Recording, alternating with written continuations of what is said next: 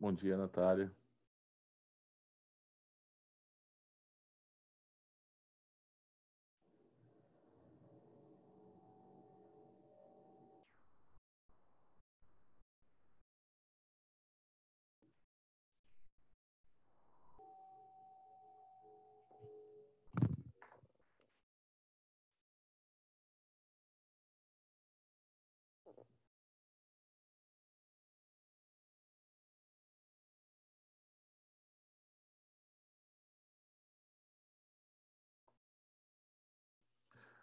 Deixa eu ver aqui. Beleza. Então vamos lá. Galera, só recapitulando, né? Nossa aula anterior, nós estávamos falando sobre gravitação universal, né? Falamos sobre o sistema geocêntrico. Depois, agora, estamos no sistema heliocêntrico. Estamos sendo subsidiado no sistema heliocêntrico ainda pelas leis de Kepler, né? Kepler ele justificou essa teoria através de 3 leis, né? Aceitas até hoje, porém, sem uma base física sustentada, né? Quem sustentou essa parte física foi Newton. Mas a ideia de Kepler permanece até hoje, tá? Então, Johannes Kepler, esse cara aqui, ele pegou o gancho das observações feitas por Galileu Galilei, né, que falou que o sistema não era, o sistema de Ptolomeu não era geocêntrico, era heliocêntrico. Claro que depois ele não conseguiu, como ele não conseguiu provar, ele se absteve dessa informação perante a igreja para não ser decapitado. E Kepler pegou esse trabalho, né, essas observações feitas por Galileu e discipulado a matemática, ele acabou, né, comprovando isso aí. Então, a primeira lei, ou lei das órbitas, que Kepler disse que as órbitas de um planeta em torno do Sol não são circulares, elas são elípticas, e que a sua velocidade varia com a distância. E, em consequência dessa, eu mostrei para você até um simulador, a aula anterior, que em consequência dessa órbita elíptica, nós vamos ter duas regiões. Uma região chamada de periélio, P de perto, hélio de Sol. Então, periélio, quando o planeta passa mais próximo do Sol, e a região de afélio, af de afastado, e hélio de Sol. Então, nós temos duas regiões. E essas regiões, a periélio é a região de máxima velocidade e a periélio é a região de mínima velocidade desse planeta em torno do Sol. Então, quer dizer que quando ele está se aproximando do Sol, a sua velocidade vai aumentando, então tem um movimento uniformemente variado e acelerado. E quando ele está se afastando do Sol, eu tenho um movimento uniformemente variado e retardado. Você está vendo que quando ele se aproxima do Sol, quando ele sai do afélio em sentido a periélio, está vendo? A decomposição da força, ela tem o mesmo sentido que a trajetória, que a velocidade, decomposição. Então, quer dizer que eu tenho aceleração e velocidade ali, teoricamente, no mesmo sentido, na mesma direção, em sentido, no mesmo sentido. Então, tem movimento acelerado. Quando ele está saindo do periélio em direção ao afélio, repare que a aceleração, né, essa decomposição da força, né? Professor, como assim? A força é planeta Terra, é a força gravitacional. Só que se eu decompor essa força aqui, gravitacional, para uma força tangencial, vocês vão ver que a força tangencial, que é uma decomposição da atração gravitacional, terá sentido oposto à velocidade. Se a força tem sentido oposto, é porque a aceleração tangencial também tem sentido oposto. Logo, o movimento ele é retardado. Então, a sua velocidade, quando ele sai daqui, ó, vai aumentando. Quando chega aqui a máxima, Depois essa velocidade vai diminuindo, quando chega aqui a mínima. Periélio e afélio. Tá claro? A segunda lei de Kepler, também conhecida como lei das malhas, das áreas, malhas não, áreas, ele diz que é para reforçar essa questão da velocidade, que o planeta ele varre áreas iguais em tempos iguais. Eu tenho um simulador para mostrar isso para gente. Se eu consigo abrir aqui. Vai abrir. Se não abrir aqui, eu vou mostrar aqui. Então vamos lá, segunda lei de Kepler. Vou mostrar para gente. Deixa eu... Vocês estão vendo? Ó, deixa eu...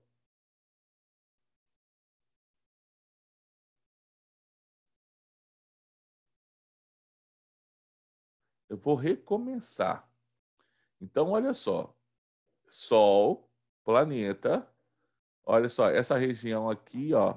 Deixa eu pegar um pincel aqui para ficar um pouco melhor para mostrar para vocês. Então, essa região aqui, ó. Vou pegar uma branca aqui que fica melhor. Essa região aqui, ó, é a região do afélio, do periélio.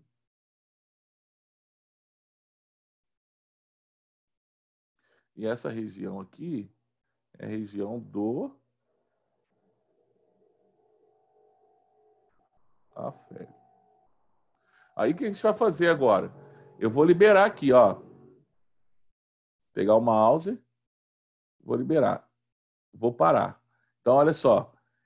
Presta atenção na velocidade, por favor, na velocidade do planeta. Olha, essa aqui é a área 1. Lembra qual? Lembra? Vamos voltar lá para as aulas do Alex. Como é que eu calculo a área de um setor circular? Né? De um setor circular. Como é que eu calculo a área de um setor circular? Então, a área de um setor circular, vou colocar assim, ó, a área de um setor circular vai ser igual a πr ao quadrado vezes esse ângulo do meu setor circular dividido por 360 graus. Perfeito? Sim? Então, galera, olha esse raio aqui, como que ficaria? Se eu pegasse esse raio aqui, seria do Sol até o planeta. Olha o tamanho desse raio. Sim? Olha essa área de um setor circular. Eu vou aqui liberar novamente isso aqui, para fazer outra área. Olha só a minha área 2. Repare que a minha área 2 vai ter o quê, galera? Vai ter um raio. Opa. Vou pegar outra cor. Vai diminuir o raio. Pi é pi. Pi é pi. Se o raio cair, para que esse cara mantenha constante, eu tenho que aumentar esse ângulo aqui. Se você analisar aqui, galera, ó, esse ângulo aqui que eu vou fazer agora aqui, ó, esse meu ângulo aqui, ó, esse meu ângulo aqui, ele é maior do que esse ângulo da área 1, chama isso aqui de área 2. Né? Esse ângulo é maior. Por que aumentou o ângulo? Porque meu raio diminuiu. Você vai ver que à medida que eu vou me aproximando desse Sol, ó, olha só o que tive que fazer agora aqui. Já que meu raio aqui perto do periélio era muito pequeno, olha só a distância que eu tive que percorrer no mesmo intervalo. Perfeito? Ele varre áreas iguais em tempos iguais.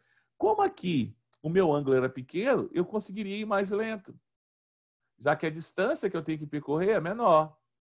Aqui a minha distância está aumentando. À medida que eu vou me aproximando do Sol, a distância que eu tenho que percorrer para percorrer áreas iguais, varrer áreas iguais, aumenta. Olha a distância que eu tive que percorrer nessa minha área aqui, que eu estou perto do periélio. Olha, toda essa distância aqui, ó. com o mesmo tempo. Então, quer dizer que esse tempo 1 tem que ser igual ao tempo 2, que tem que ser igual ao tempo 3. Os tempos para percorrer essa distância aqui e essa distância aqui tem que ser iguais. Então, a única explicação para fazer isso é essa segunda lei reforça a primeira lei. Olha, o planeta ele está em trajetória elíptica e com velocidades diferentes de acordo com a sua posição. A velocidade do planeta em torno do Sol não é constante, ela é variada. Então, ela é acelerada à medida que ela se aproxima do Sol e ela é retardada, essa velocidade, à medida que ele se afasta do Sol. Então, essa é a nossa segunda lei de Kepler. Tranquilo para vocês? Tranquilo aqui o simulador? Massa demais, né? Tranquilaço. Vamos, então, deixa eu voltar aqui o simulador. Nós vamos voltar, então, para o nosso slide.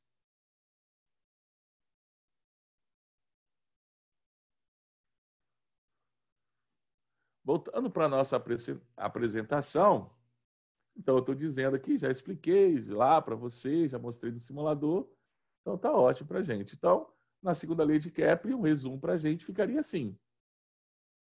Ó,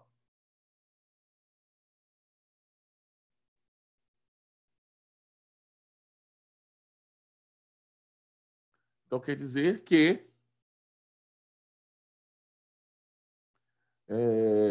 essa velocidade é chamada de velocidade arelar. Então quer dizer que o planeta varre áreas iguais em intervalo de tempos iguais. Então A1 e A2 são iguais, as áreas são iguais. Só que a distância que o meu planeta percorreu é diferente. A distância que ele percorre aqui, ó, a distância que ele percorre aqui é menor do que a distância que ele percorre aqui na área 2. Então, se eu percorro distâncias diferentes com o mesmo intervalo de tempo, então quer dizer que essa velocidade 1 é diferente da velocidade 2. Velocidade do planeta. Eu não estou falando de velocidade arelar. Então, V1 e V2 são diferentes. Então, velocidade 1 é menor do que a velocidade 2, já que eu percorri uma distância maior no mesmo intervalo de tempo. Então, minha velocidade 2 é maior do que em 1. Tá? E aí, eu trago para vocês uma questãozinha aí da UERJ. A figura ilustra o movimento de um planeta em torno do Sol. Se os tempos gastos para o planeta se deslocar de A para B, e de C para D e de E para F são iguais, então as áreas A1, A2 e A3 apresentam a seguinte relação. Gente, segundo a lei de Kepler, planeta varre áreas iguais em intervalos de tempos iguais. Então as áreas são todas iguais. Show? Mais uma questãozinha. Considere, considere que o esboço da elipse abaixo representa a trajetória de um planeta em torno do Sol, que se encontra em um dos focos da elipse. Em cada trecho, o planeta é representado por um ponto médio da trajetória naquele trecho. As áreas sombreadas são todas iguais. E os vetores V1, V2, V3 e V4 representam as velocidades do planeta nos pontos indicados. Considere as leis de Kepler. Oi? Não ouvi. Alguém me chamou? Ei, alguém não, né? Considerando a lei de Kepler, o que é correto afirmar? Os tempos necessários para percorrer cada um dos trechos sombreados são iguais? Sim, né? Lembra a segunda lei de Kepler? Os planetas varrem áreas iguais em intervalos de tempos iguais. Então, o tempo a percorrer a área AB é igual ao tempo CD, que é igual ao tempo EF, que é igual ao GH. O módulo da velocidade V1 é menor que o módulo da velocidade V2. Não é, né, gente? Quanto mais próximo ao Sol, maior é o módulo dessa velocidade do planeta. 4. No trecho GH, a aceleração tangencial do planeta tem o mesmo sentido de sua velocidade. Verdadeiro. Gente, lembra que a velocidade, a aceleração tangencial é uma decomposição da força de atração gravitacional. Eu decompus a força de atração planeta-Sol e aí coloquei ela tangente à trajetória. Então, ela vai ter o mesmo sentido quando o planeta está saindo do afélio para o periélio. 8. No trecho CD, a aceleração tangencial do planeta tem sentido contrário à sua velocidade. É como o oposto da anterior. Se quando ele vai, a aceleração tem o mesmo sentido, quando ele volta, tem sentido oposto. Os modos da velocidade V1, V2 e V3 seguem a relação. Então, V1 é maior que V2, V2 maior que V3, também está correto. Então, aqui resume a nossa primeira e a nossa segunda lei de Kepler. Tá? Vamos para a terceira. A terceira lei de Kepler, também conhecida como lei dos períodos, a gente, não pode se esquecer que a primeira lei de Kepler, ou lei das órbitas, segunda lei de Kepler, ou lei das áreas, terceira lei de Kepler, ou períodos. Aqui, lei dos períodos. Não posso esquecer disso. Show? Não pode esquecer. Por favor. Tá? Gente, a formulazinha aqui não saiu. Se eu tenho uma formulazinha matemática, vou riscar aqui. A fórmula é o seguinte. Kepler disse que o quadrado do período de rotação dividido pelo raio médio de rotação ao cubo é sempre uma constante. Opa, esse K ficou feio demais. Deixa eu apagar esse K aqui. Tá? Essa fórmula aqui queria sair, que ficou desconfigurada. Show? É sempre uma constante. Se você analisar aqui, tá vendo? 2,98 vezes 10 a menos 19, 2,99. Então, é sempre aproximadamente, se eu for levar a Vera, essa distância, se eu usar a distância em metros e o tempo em segundos, vai dar aproximadamente 3 vezes 10 a menos 19. Perfeito? Bem próximo a esse valor. Se eu for usar unidade astronômica, daqui a pouco eu vou falar sobre isso para a gente, vai dar 1. Mas vamos lá, para a gente entender. Então, ele quer dizer que qualquer planeta, qualquer satélite natural ou artificial vai seguir essa terceira lei. Que o quadrado do período de rotação, ou seja, o tempo que leva esse planeta para rotacionar, dar uma volta completa de rotação, de translação, de rotação, de translação, né? De revolução. Translação, tá? De translar ao quadrado, dividido pelo cubo desse raio médio, vai ser sempre uma constante. Então, quer dizer, suponhamos que eu descobri um novo planeta no nosso sistema solar, que ele orbita o Sol. E aí, o que eu quero saber? O quê? Eu quero saber, sei lá, qual período, quanto tempo que ele demora para dar uma volta em torno do Sol. Eu posso usar essa razão. Eu sei o da Terra, então eu colocaria lá, período de revolução da Terra ao quadrado, dividido pelo raio médio da Terra ao cubo, seria igual ao período de rotação desse planeta X que eu achei, ao quadrado, dividido pelo raio ao cubo também desse planeta X. Isso é igual para qualquer planeta no nosso universo. Essa é a segunda lei de Kepler. Professor, aonde que isso cai? Né? Aonde que isso vai cair? Gente, isso vai cair em vestibulares. O cálculo disso cai em vestibulares muito complexos, né? Enem já caiu o cálculo disso? Não. Mas as leis, a teoria, sim. Vou mostrar para vocês o cálculo. vou fazer um cálculo, depois não faço mais, né? Só para mostrar para vocês que tem como calcular. Tá? Nunca caiu no Enem. Se cair e sobrar tempo, vocês fazem. Se cair e não sobrar tempo, vocês não fazem. Chuta. Questões difíceis do Enem, ou é A ou é E. Sempre é assim. Para todos os planetas, o quadrado do seu período de revolução é diretamente proporcional ao cubo do raio médio desse planeta. Agora, lembra que eu falei? Lembra 3 vezes 10 elevado a menos 19? Aquilo lá, se eu usar o raio médio em metros e o tempo em segundos. Se eu usar chamado de unidade astronômica, que é a distância média entre a Terra e o Sol, que vai ser igual a 149 bilhões, 597 milhões, 870.700 metros, que é a distância média do Sol à Terra. Eu falei, olha, isso aqui agora vale um UA, de unidade astronômica. Perfeito? Não é anos-luz, é unidade astronômica.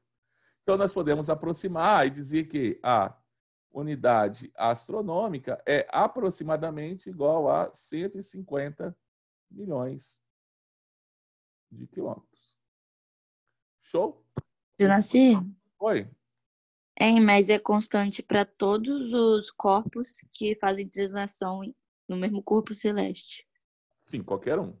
Inclusive satélites artificiais, Aí, naturais. mas se fosse, por exemplo, a Lua, não seria igual. A Lua é. Eu posso usar a Lua também. Posso usar Mas, essa órbita. Vai dar certo mas também. ela faz translação, tipo, na Terra, entendeu? Sim, qualquer coisa. Qualquer corpo que Eu orbita pensava o outro. que era o mesmo planeta, tipo assim, mas ele tinha que fazer translação no mesmo corpo celeste. Uhum. Sim, a gente pode. Claro que os cálculos serão aproximados, né? Mas a gente pode usar essa mesma relação, tá? Da Terra com qualquer outro satélite. Tá? A gente pode usar sim para fazer os cálculos. Claro que vai ser um dado bem aproximado, mas vai ser um dado que é o único artifício que nós temos. Isso quer dizer, por exemplo, eu posso comparar o da Terra com o do satélite? Você pode fazer isso. Tá? Vai ser um cálculo aproximado. Tá? Vai ser um cálculo aproximado, mas você pode usar isso para calcular. Galera, vocês viram que quando eu uso um ano, aqui também o período tem 100 anos terrestres. Então, ó, o Mercúrio, ele tem um período de translação menor do que um ano, em torno de um quarto de ano. Vênus, 60% do ano. Aí Marte demora mais, para dar quase 2 anos para dar uma volta completa em torno do Sol. Já Júpiter, 11 anos, quase 12. Saturno, quase 30 anos. Urano, quase 84 anos. Então quer dizer que uma pessoa pode nascer e morrer, viver uma vida completa acima da expectativa no Brasil e não ter tido 2 estações opostas como verão e inverno na sua vida. Então ela corre o risco, por exemplo, se morasse em Urano, se houvesse a possibilidade de morar em Urano, dela nascer no verão e não conhecer o inverno. Né? Seria uma possibilidade. Né? Netuno, então, essa possibilidade é concretizada, porque ele demora quase 165 anos para dar uma volta completa em torno do Sol. Galera, eu tenho exercícios aqui. Vou mostrar para vocês daqui a pouquinho. Primeiro vamos calcular o raio médio. Ó, o Sol está em um dos focos, lembra? Aí eu vou calcular. Ó, periélio e afélio. Essa distância aqui, perfeito. E essa aqui é a distância máxima. Eu vou somar os dois e vou dividir por 2.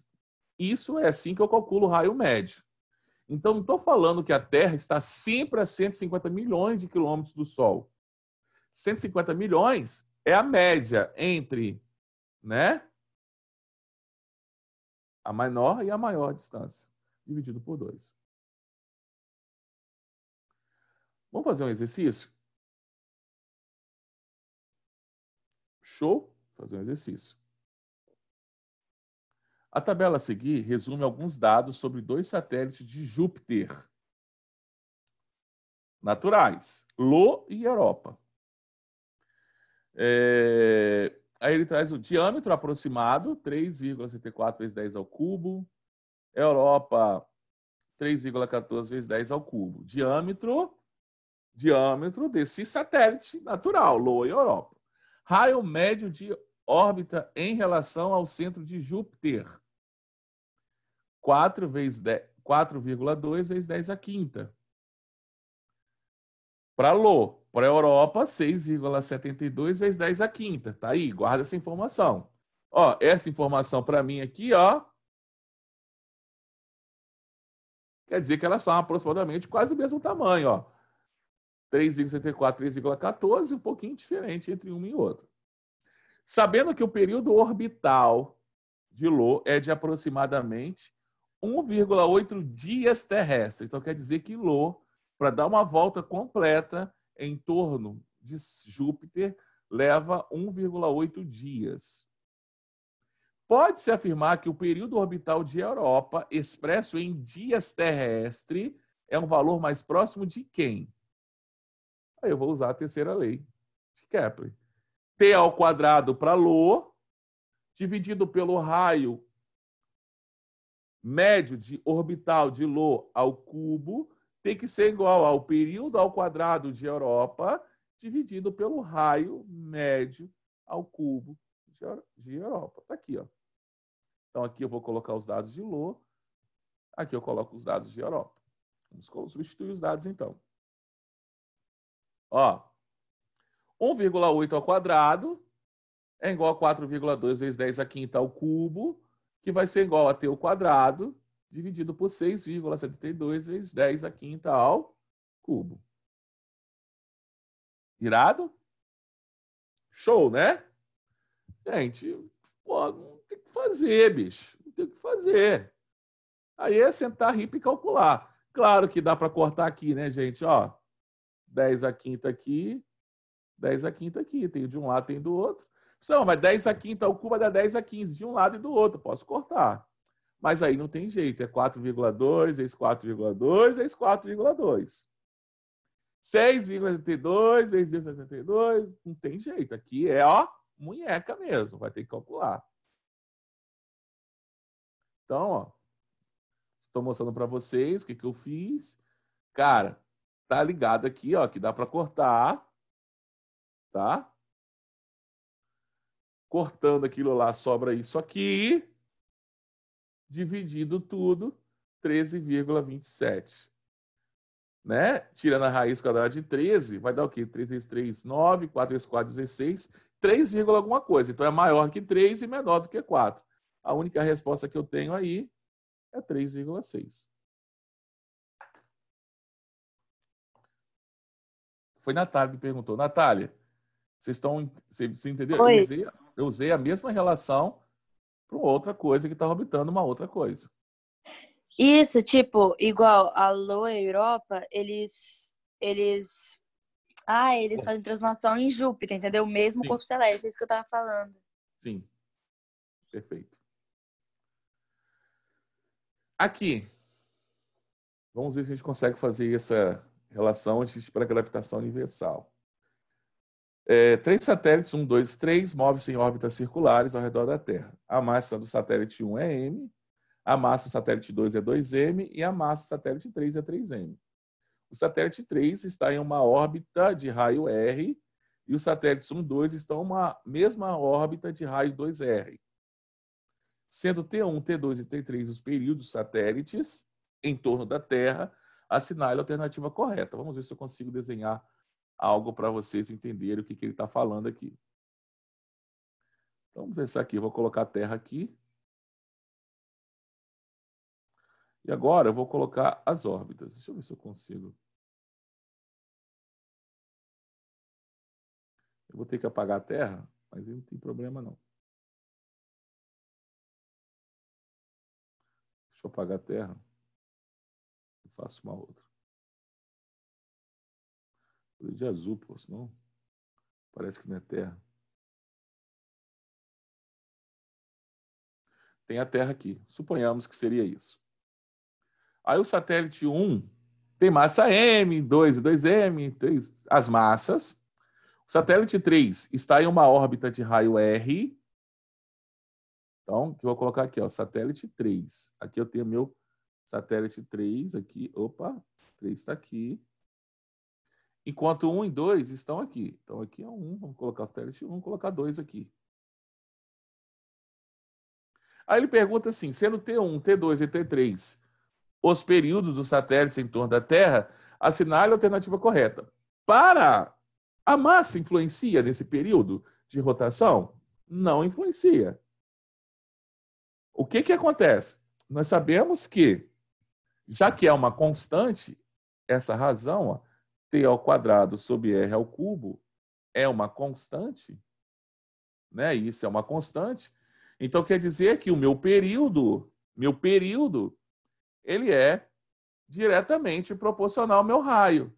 Se aumenta o meu raio, aumenta o meu período. Eles são diretamente. Claro que não é uma relação linear. Então, quer dizer, claro que é uma relação exponencial. Então, quer dizer que se o meu raio dobrar o meu raio, dobro ao cubo é 8. Então, é raiz de 8. Raiz quadrada de 8. Então, raiz quadrada de 8 vai dar 2, alguma coisa, quase 3. Então, meu período iria quase triplicar. Tá claro isso para vocês? Sim? Então, ó, se eu dobrar o raio, suponhamos que eu dobrasse o meu raio, não vou só dobrar, eu tenho que dobrar, que isso aqui é o cubo. Ó, para ficar aquela mesma constante.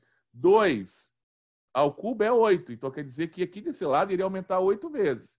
Só que eu não posso esquecer que eu tenho que tirar a raiz quadrada desse cara. Então, seria a raiz quadrada disso aqui, que daria aproximadamente 2, alguma coisa, quase 3. Eu estou lá em 8, 2 é 2 é o 4, então, como se fosse 2,8. Deixa eu calcular a raiz quadrada de 9. Quanto que dá? Mas dá quase isso aí mesmo. Quase 2,8. Deixa eu ver aqui. Para colocar um valor exato para vocês ali.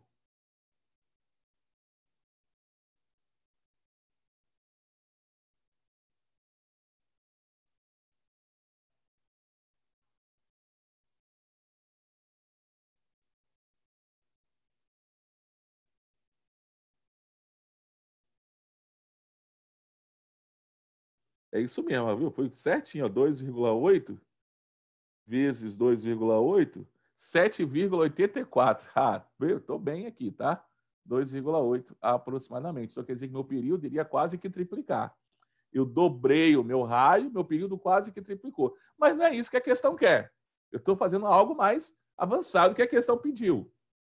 Eu já sei que o período de rotação de 1 em 2 é quase que 3 vezes maior do que o período, né, de rotacional, né, o período de translacional de evolução do meu satélite 3. Então, suponhamos que quando 1 e 2 completar uma volta, 3 já completou quase 3 voltas. Só para vocês terem uma ideia em torno da Terra. Aí ele fala assim o seguinte, sendo T1, T2 e T3 os períodos satélites em torno da Terra, assinale a alternativa correta. Então, T1 é igual a T2, que vai ser maior do que T3, né? Então, aqui, a gente já risca, né, o que não tem nada a ver, e sobrou para a gente a letra D. Galera, ó, primeira, segunda e terceira lei de Kepler aí, tá, porra, massa demais, tá? Tá bem trabalhadinha, tá bem bonitinha. Mostrei simulador para vocês. Mostrei isso aqui. Ah, eu tenho um simulador disso aqui, pô. Vou mostrar simulador para vocês aqui, para a gente encerrar nossa aula. E aí? Ah, outra coisa. Vocês perceberam como é que ficou o nosso horário? Vocês que pediram para deixar físicas separadas ou foi o horário que foi feito assim mesmo? Fala comigo. Ei? Alguém aí? Eu acho que o horário foi feito assim mesmo. Ah. Tem problema, então, amanhã, ao invés de eu dar química, eu dar física para encerrar essa parte de gravitação universal e a gente zerar a mecânica? Não, pode dar, acho até melhor. Fica, né? Aí deixa a química para os quinta e sexta. Química e sexta a gente zera as soluções, tá? Zerou. Já passamos para... Então, quinta e sexta é para zerar. O que está faltando ainda? Mistura de soluções que não reage e mistura de soluções que reage. Acabou. Nesses 2 tópicos, eu vou resolver exercício para vocês. Tá? Eu não tenho o que falar. Eu vou mostrar para vocês um simuladorzinho e acabou. E, ó, fazer 2 questões do Enem para vocês, 2 ou 3, para a gente encerrar esse tópico. E já vai para a termoquímica. Tá? Precisamos adiantar nossa vida. Então, o nosso simulador. Por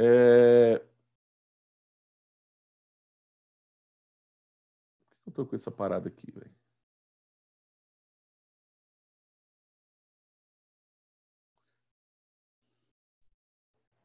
Terceira lei de Kepler. Vou abrir. Vai abrir. Ó, deixa eu parar aqui um pouquinho.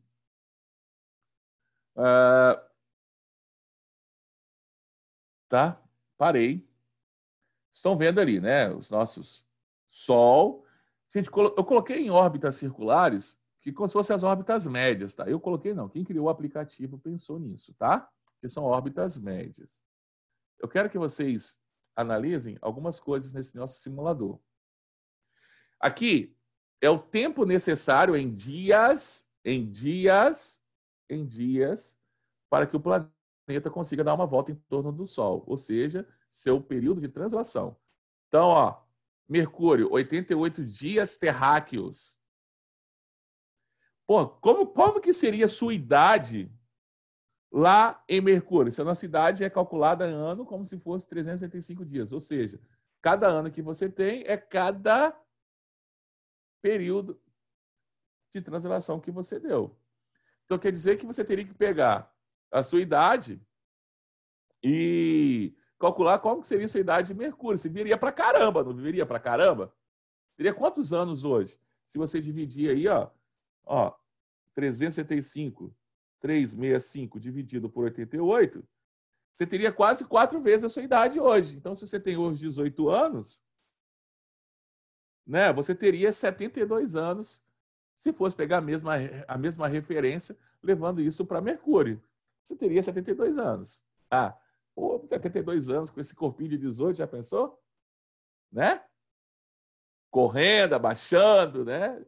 72 anos, você está com seu tecido epitelial, já não retém mais tanto líquido assim, está todo enrugado. É complexo, né? Só para você ter uma ideia. Então, ó, vocês estão vendo aqui, aí agora eu vou liberar, vou voltar esse movimento. Então, tá indo, domingo, segunda, tal, estão rodando. Está todo mundo rodando, dando voltas em si, aí, blá, blá, blá. Galera, essa é a nossa fórmula, né? Lembra dessa fórmula aí? Aí nós vamos fazer o seguinte, ó. Vamos colocar todo mundo aí, vamos relacionar todo mundo.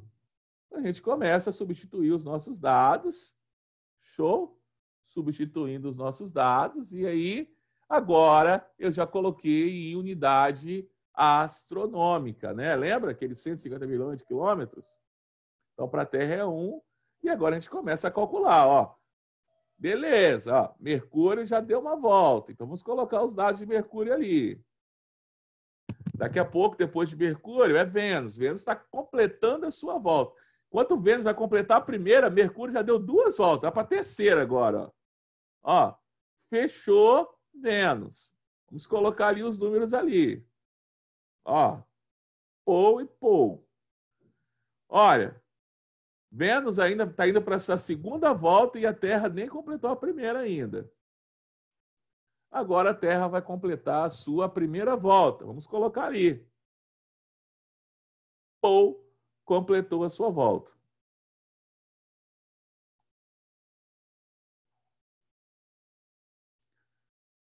Show? Aí agora, né, vamos aguardar Mercúrio completar a sua volta.